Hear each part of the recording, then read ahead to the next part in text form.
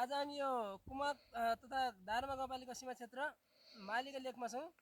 आज हामी यो मालीका लेकमा आउँदै गर्दा कुमाक गाउँपालिकाको 7औं वडाका चाहिँ हामी युवाहरू र म चाहिँ कुमाक गाउँपालिका 5 को हामी यो ठाउँमा आएका छौँ। यसो बिदाको समयलाई सदुपयोग गरौँ भनेर हामी यो क्षेत्रमा चाहिँ हामी यहाँ घुम्न आएको हो। यो भनेको खासै एउटा पर्यटक स्थल र धार्मिक स्थलले पनि एकदम प्रख्यात छ। यो मालीका लेक यहाँ तपाईहरु पनि आएर चाहिँ मनोरञ्जन लिन सक्नुहुन्छ। हामी यो ग्याल्पोलो सरको बिदाको सदुपयोग गर्दै यहाँ आएका र हामी केही चाहिँ अलिकति मनोरञ्जन गर्ने चाहिँ हामी जिम्मेवारी गरिरहेका छौँ। कुन गाउँपालिकाको सिमाना यताउता दारमा गाउँपालिका कुमाक गाउँपालिका सीमा क्षेत्र यो मालीका लेक झन्डै उता विषयले 2038 मिटरको उचाइ गरेको छ। यो ठाउँबाट हामी विभिन्न खालको सिनरी हेर्न सक्छौँ। दारमा गाउँपालिका कुमाक गाउँपालिका लगायत हामी चाहिँ रुकुम पश्चिम र रुकुम पूर्वका विभिन्न भागहरू यहाँबाट हेर्न सकिन्छ। यो एकदमै प्रख्यात ठाउँ छ। धेरै सुर्तामा आउनेहरूलाई यो चाहिँ ठाउँबाट जानकारी नहुन सक्छ। एकपल्ट यो मालीका लेकमा आएर तपाईँहरू हेर्नुभयो भने एकदमै आउन लायक एकदमै पर्यटक स्थल छ, आकर्षक स्थल छ।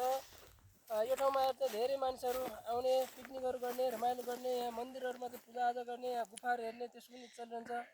यही सन्दर्भलाई हामीले आज जोडेर हामी यो ठाउँमा आएका छौँ र हामीले यो ठाउँमा आएर सामान्य अलिकति मनोरञ्जन गरौँ भन्ने हाम्रो चाहिँ उद्देश्य रहेको छ र हामी सानो एउटा नृत्य यहाँ प्रस्तुत गरेर हामी यहाँलाई मनोरञ्जन दिन चाहन्छौँ।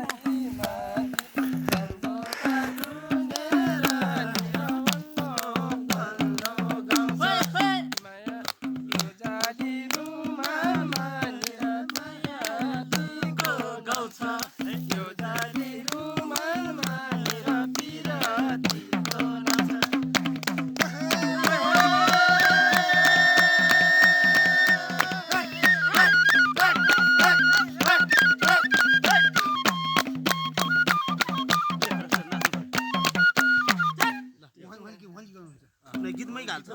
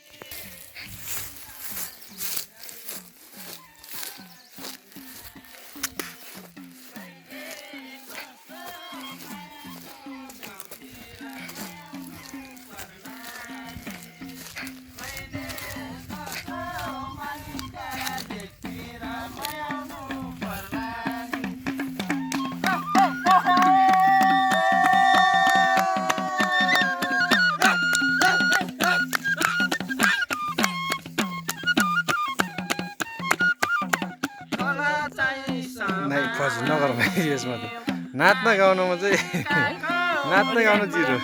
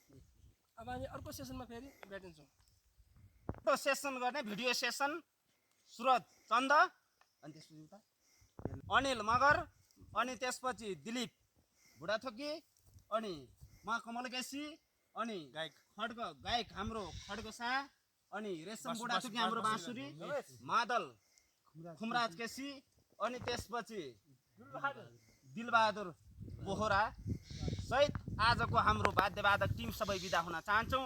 हस्त नमस्ते सबै मालिकाले खुवाउनु र जय मालिका बाई बाई ल जाऊ